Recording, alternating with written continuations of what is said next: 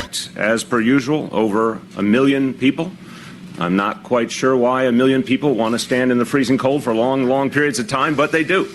And we'll be ready for them.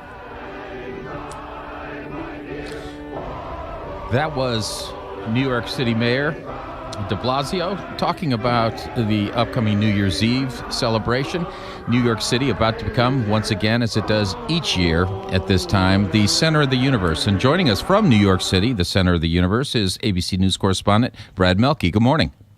Good. Did you hear our mayor taking a shot at our own city right there? The guy who's supposed to be the biggest cheerleader in New York, saying I he wasn't shouldn't show up say to Times anything. Square. What is going on? Yeah, but thank you. I'm doing well. Thank you. It does become the center of the universe, and along with that, especially these days, comes a tremendous responsibility for security. What's going on?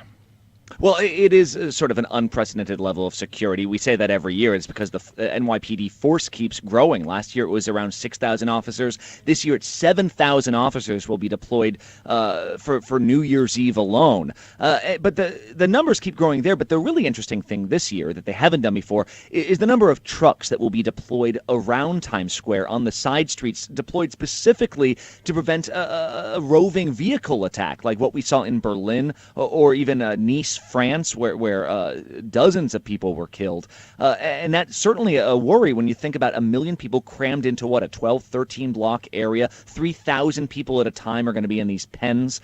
So that is the sort of new type of attack that NYPD is preparing for.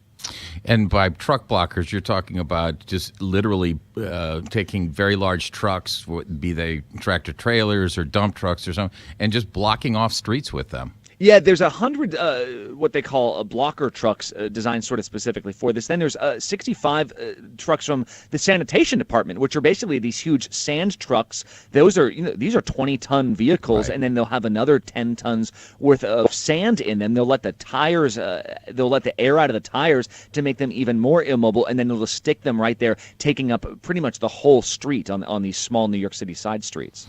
The security aside, and in terms of that, what else is important about, or what else is it important for people to know about going to Times Square on New Year's Eve? Well, I think it's important to remember that when you show up, when you see these people show up, they're so excited for the ball to drop. They've been there in a lot of cases, the ones sort of over the, in the camera that you're going to be watching at home. They've been there for more than 12 hours, and they have not left that spot all day long. A lot of these people show up at 8 or 9 in the morning. They don't get to leave without giving up that spot. So if nature calls, there's not much to do besides just, wish that you hadn't hydrated so much. So people just sort of stand there all day. And then I will say the time really does fly by after 9 p.m., 10 p.m. when the concerts get going, the confetti sort of starts swirling in the air. We actually had a confetti test here yesterday in Times Square where they wanted to test the confetti, make sure it was okay in all sort of weather conditions. So, people are already getting pretty excited. Is it true there are no bathrooms in Times Square? There's no public bathrooms usually, and good luck finding a restaurant. Good luck convincing that McDonald's employee to let you use the bathroom, right? And like I said, you don't get to go back to your spot when you do. So, it's sad to say, but adult diapers do really good business in New York on January 30th or December 31st. Now that is commitment to being in Times Square for New Year's Eve. That's the New York spirit that the mayor was lacking. That's right, yesterday. Exactly. He just doesn't get it. What's the weather forecast?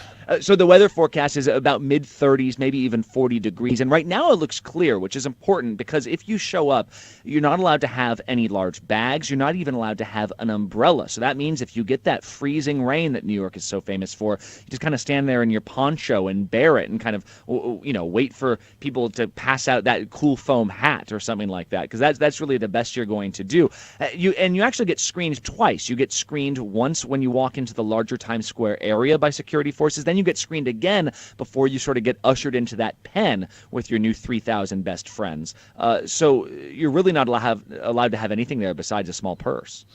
So in 30 seconds, tell us, Brad, you're a New Yorker. Why do people do this? What is it that drives people to Times Square?